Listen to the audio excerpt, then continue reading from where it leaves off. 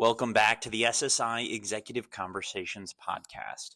On today's episode, Darwin and Janet Johnson, Vice President of Global Regulatory Affairs at Terumo. In this part one, Darwin and Janet talk about her career pathway, the journey that led her to where she is today, and how you establish teams that take into consideration risk management, efficiency, and leadership. Welcome to the SSI Executive Conversations Podcast. We have a brilliant guest today, and I'm so excited about this conversation. Janet Johnson joins us today. She's a seasoned regulatory, clinical, and medical affairs executive, an impressive career that spans over 25 years in the medical device, medtech industry, and IVD industries. Currently serving as the Vice President of Global Regulatory, Clinical Affairs, and Labeling at Terumo BCT or Blood and Cell Technologies. Janet leads a global team of approximately 100 professionals. In her role, she oversees the regulatory strategies for a company that stands as a global leader in blood management, blood safety, therapeutic apheresis, cell therapy, and also cell collections. Her track record really speaks volumes about her leadership and expertise. I had the pleasure of first meeting her when she was at Abbott. Notably, she achieved an emergency use authorization within 2 weeks for a therapeutic device crucial in treating patients with severe COVID-19. Janet has a proven ability really to transform regulatory affairs teams into global strategic partners, fostering internal and external relationships that result in successful product approvals across the global scale. Prior to her current role, she held key positions at Abbott, where she was VP of Global Regulatory, Clinical, and Medical Affairs. During her tenure, she achieved breakthrough designations from the US FDA, directed pre-submission meetings, and played a pivotal role in resolving compliance issues in China. Her journey also included leadership roles at DePuy Synthes Joint Reconstruction, as well as Alcon, where she demonstrated her skills in developing and executing global regulatory strategies, and then certainly fostering successful collaborations with the different business partners. When you really think about, I could probably go on for another 20 minutes, but we'll stop there. And thank you so much for your time and joining us for this conversation. I really appreciate it, Janet. Thanks, Darwin. I really appreciate being here. I'm excited to do this. Awesome. Well, let's get right into it because there's so much to talk about in terms of not only what's going on in the industry, what's going on where you're at now, but in terms of hiring for culture. I'm really excited about a lot of aspects of this conversation. So when we look at your background, you've worked for some really big companies, US Surgical, which is Medtronic now, J&J, Abbott, Alcon, and now Terumo. All have a lot of very different products. So can you talk about your career path and how you thought about it in terms of progression? Sure. So I've been working in regulatory this is my 30th year, actually. So at the end of this year, I'll have completed 30 years in regulatory, which I think is a little unique because most people come into regulatory from another career of engineering or quality or something like that. But I was super fortunate and I feel so blessed that I graduated from college with a bioengineering degree and I got a call from US Surgical for regulatory and I went for it. And I initially thought like, hey, I'll just join and do this for a few months and then move, right? But I really liked it. I loved seeing a product come from an idea all the way into concept, into launching, and then finally sunsetting. I loved it. And I love the impact that we have on patients at all the companies that I worked for. So that's really critical to me, no matter where I am, is to understand that connection to each individual patient. So that's how I started. And then with each company, I looked for opportunities when I was ready to move on and grow myself further. I looked for opportunities that had, good culture, something to offer me culturally, but also some sort of different regulatory path. So either they were regulated differently or, they would do a PMA. So initially, if you remember way back, nobody wanted to do a PMA. Right. So it was foreseen as like, oh, anything you could do not to do a PMA. And so I got fortunate when I joined J&J that they acquired DePuy, who had IDEs, who had PMAs. And so that's kind of the path I used as I moved around, picking different products to learn different ways of doing things, but also different regulations, and then trying to grow globally to understand that the path in the US is not the only path that you have to consider. EU is critical, China is critical, Latin America and APAC as well. So trying to make sure that I was growing myself, but while contributing and enjoying it actually. So yeah. That's really smart. And in terms of the global piece and understanding how everything connects, so that you can, as your career expanded, you're obviously have the ability to bring more value, because regulatory strategy is so important, in terms of where you go first, and the cost, the risk if you make a mistake, in terms of opportunity cost to get onto the market. I love how you just said about, caring for patients. And my clinical background is respiratory therapy. I'd never been in recruitment before, and or owned a business. And when I started in quality and then added regulatory. But the biggest reason why I started there, I had helped bring a ventilator to the US market for Philips Respironics, and I got to be involved in some aspects of the upstream and downstream and KOL piece and clinical trials. And so that really excited me. But the main thing was, as a clinician, I care about outcomes and patients. And I felt like anybody that's in quality and regulatory, why would you be in quality or regulatory if you didn't care about outcomes? And I found that to be a great segue, to be absolutely correct. So you're with Terumo now, and BCT, some unique products in comparison to your previous companies, certainly different portfolios and value prop. Can you talk about some of the products, how they're regulated, and how you've managed that transition? Sure. So let me just explain who Terumo Blood and Cells Technologies is. So we design and manufacture products that help save lives. So our products collect and process blood cells from healthy donors. So healthy donors donate cells either in advance of a treatment that they need, or maybe for a family member.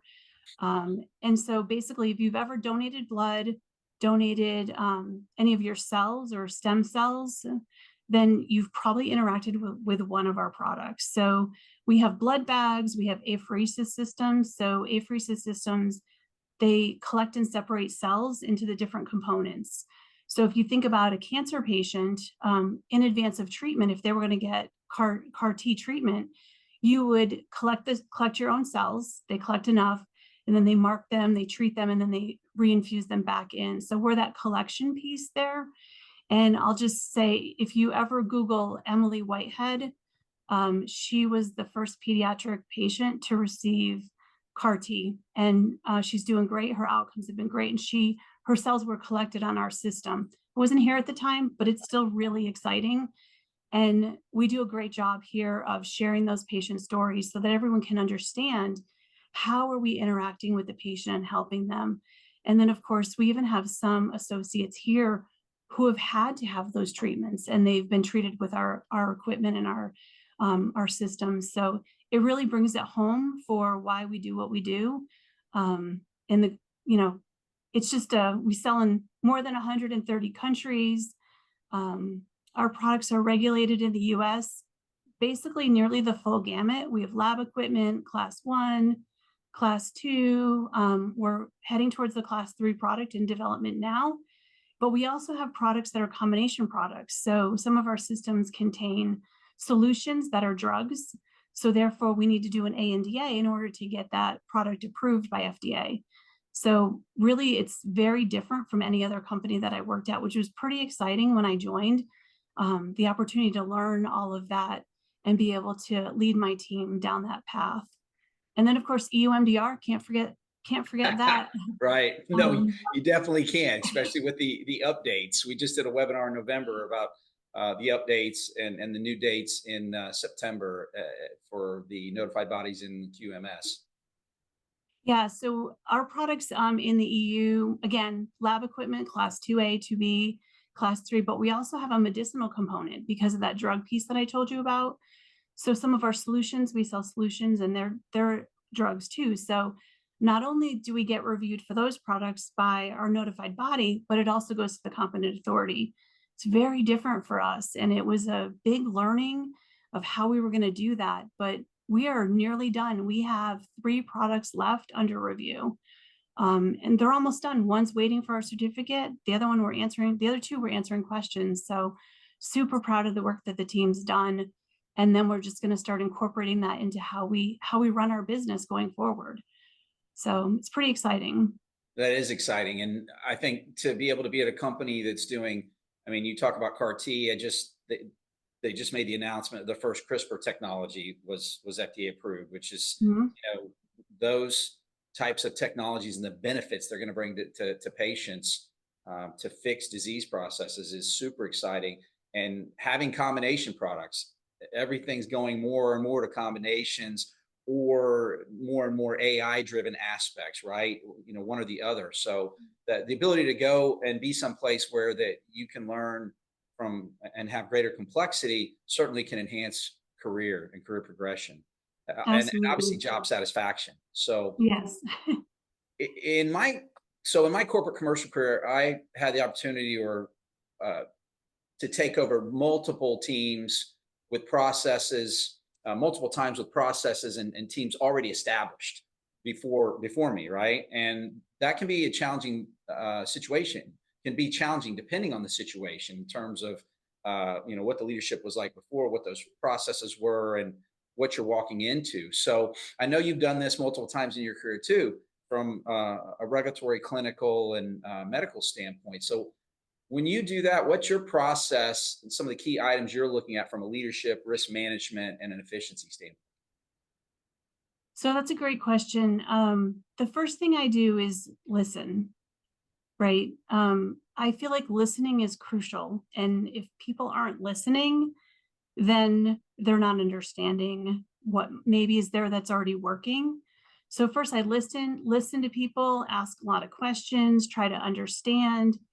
Those are like key things that I do. And then I seek feedback from the team, from my peers, from my boss. So then I try to figure out what the plan's going to be and how, is the structure that you have in place working, right? It could be fine. Everything could be great. But what I found throughout my career is normally companies don't bring someone into a role as a vice president to keep the train running on time, right? Normally it's about like, hey, you got to make some tweaks here, right? So, and actually when I joined Terumo BCT, I was faced with a situation where we had a huge 1 month, I would have been here 1 month. On day 2, they said, hey, the government's coming in, we have a government contract, and they want to know all about regulatory, and we need you to do this for us. And I thought, oh no. Yeah, exactly. Wait, what? Yeah. Can we wait a few more months? Exactly. And so I said, but you got to be confident in what you can do. And so I just said, great, like, here's what I need you to help me with. And I put together my list and spent the next month just learning about everything, right, with that one product line. So, and in the end, we had the meeting, and the meeting went great. The government felt satisfied with the work that had been done. So that was a big win. But then as I move forward, I started looking at the team, and because it's a global team. So I have people in Latin America, I have people in China, APAC, Europe, and then the United States. So I started looking at how they interact and, what could possibly be improved and things like that. So, I started encouraging them, hey, don't bring everything to me, right? Like, let's start working with your peers. So that went extremely well for the most part. And then, try to figure out, like, are there efficiencies that can be made?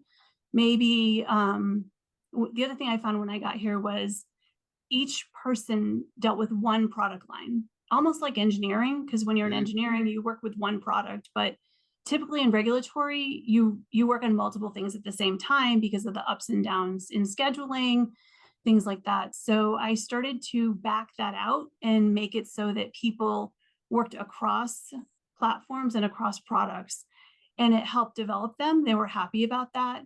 It helped to ensure that when we had some lows in some product development, that they could help their peers and be part of doing something, versus having one person that was completely overloaded and overwhelmed, and another person who's like, yeah, I'm going to go for a 5-mile walk. Right. So, trying to balance it out. And that worked very well. And I just took on the clinical team here in November. So I'm doing the same thing with them, figuring it out and meeting with them. And the other thing for me personally is I don't like reports.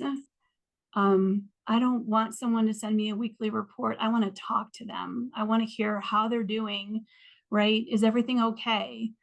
So a little bit more personal too, to understand what's going on. And I can say during COVID, my boss at the time, we're all remote. We didn't typically turn on cameras, but I was having a rough day. And he said to me, can you stop for a minute? And I said, sure. And he said, I can hear in your voice that something's wrong. What's going on? Yeah. And I thought, wow, like I need to start doing that. And so I've started to do that. I was super impressed that he did that. And we talked about the situation and we resolved it. So I have to say two things that just come to mind real quick, is that as you talk about, first of all, getting other people and creating processes where people, that not everybody's just coming to you.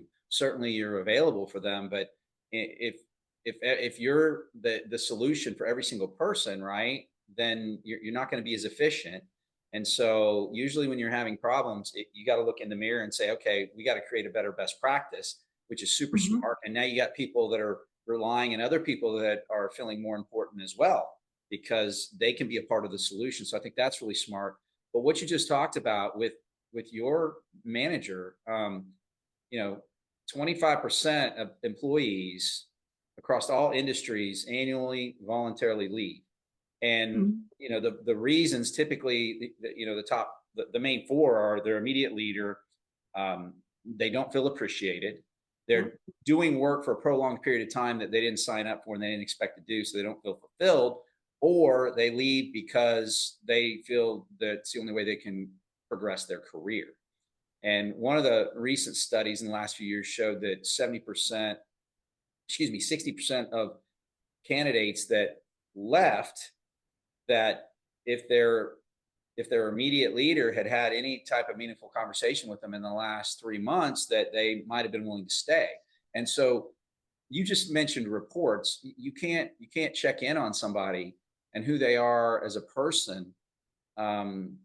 Obviously everybody, the saying, nobody cares about what you know until they know that you care. So I think Yeah. that's a really good point about, especially in this post-pandemic environment. And Yeah. there's going to be, things are trying to go back hybrid. A lot of companies are trying to bring people back in. I don't think they're ever going to get rid, especially in regulatory affairs. There's just not enough talent for too many positions. So if you want top talent, if you're going to focus on making somebody sit in a seat 5 days a week or a certain amount of time, you're going to limit your access to more talent. But I think that's just I wanted to point that out. It's a great story. Thank you.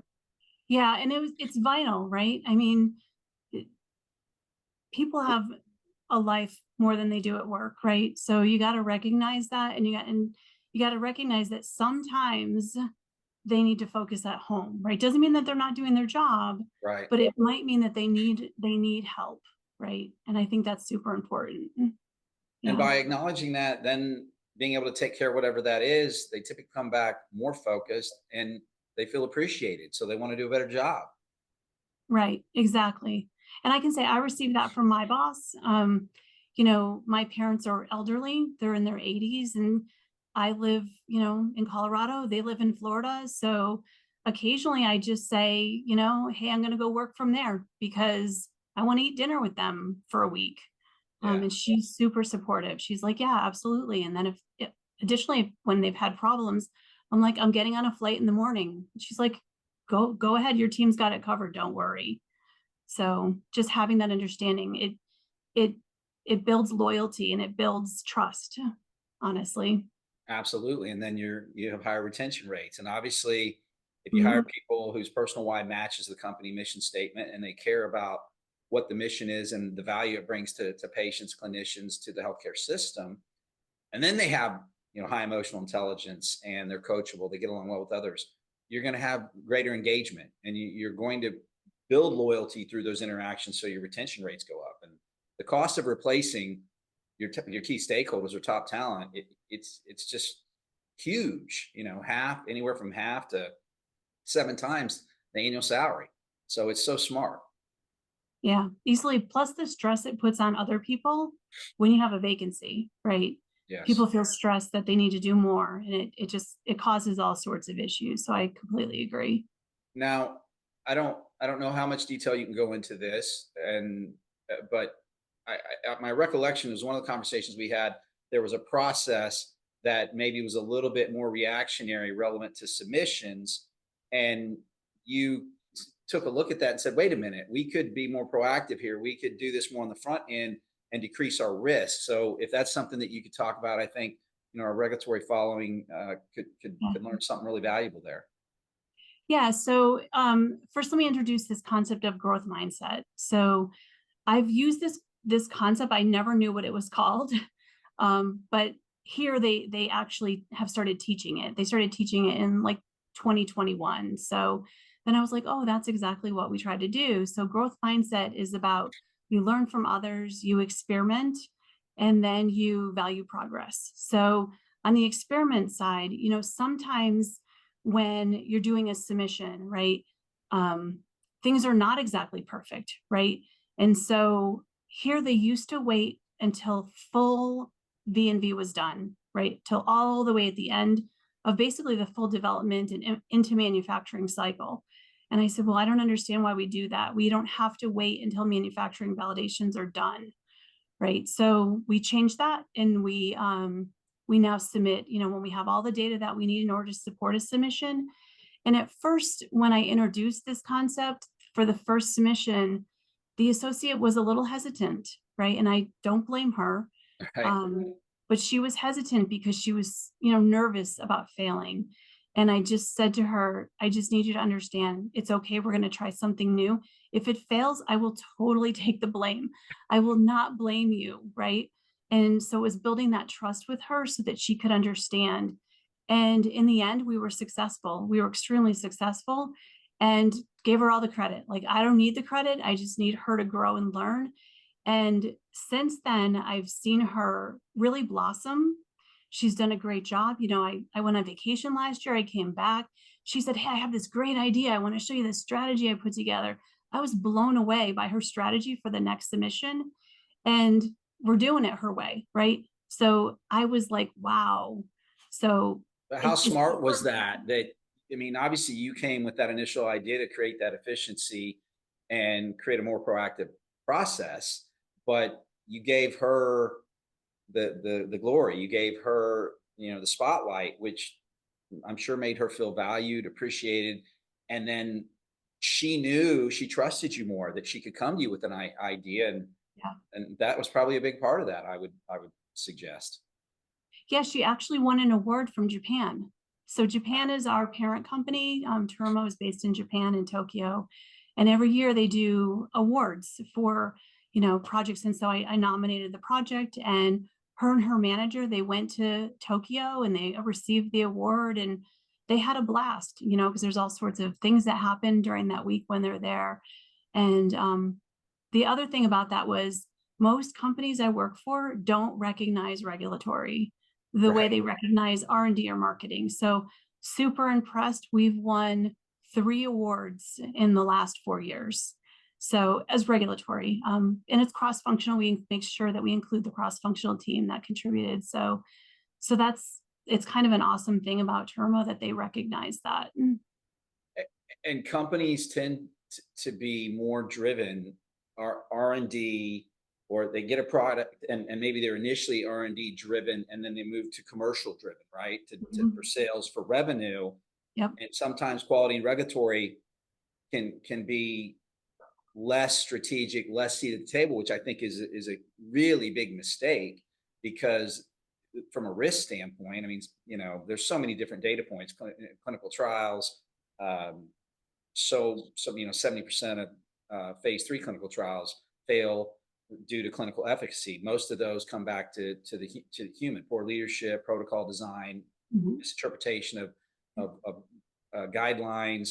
I mean, you can go through regulatory quality, but if you don't have that proactive seat at the table, your strategy for the long run, the risk there that comes back and the opportunity cost is huge. So creating a regulatory environment where they understand how valuable they are and making sure that they have a seat at a table, and also a career path relevant to career ladders, whether that's vertical, horizontal, maybe going into a different area like clinical or quality or whatever it is. I think it's really smart. So that's really exciting that they do that. It is. And I'll say, the other thing is that people have come to me with, hey, we're having this supply chain issue. Can you help me? And my first answer is, I don't know, right? I don't know if I can help supply chain procure parts, but I'll try. Because we had a successful win with that too. There were parts during the supply chain crunch that we couldn't get, right? And so we put together a presentation, talked to FDA, and within 2 weeks, the supplier said, hey, we heard from FDA, here's your parts. So it was pretty exciting. But I said to the team, I have no idea if this is going to work, but we'll try. That's fantastic. What a great example. So as we come into close to our halfway point here, one of the things that we do for our partners is to help customize the interview process to delineate between the cultural fit and the technical skill in any functional area. So our partners hire people that's personal why matches the company mission, vision, who also have high emotional intelligence. They get along well with others. So higher employee engagement, less wasted resources that leads to more sustainable, profitable growth. Secondly, our Top Talent Accelerant program that was trademarked after the pandemic. It creates a remarkable candidate experience using video technology to really differentiate between other opportunities in the marketplace and attract talent that isn't even looking. Secondly, our partner experience brings video technology as well as additional tools to vet for culture. So again, avoiding the cost of mishire, and everything happens in real time. So it creates additional efficiency so our partners don't miss out on the top talent that has multiple opportunities. So shameless Top Talent Accelerant plug, and a not so shameless customization for culture, hire for culture. Thank you for tuning into this episode of the SSI Executive Conversations Podcast. For more information on Janet or Terumo, make sure to check out the links below. As always, make sure to subscribe to us wherever you listen to podcasts and find us online at shurigsolutions.com.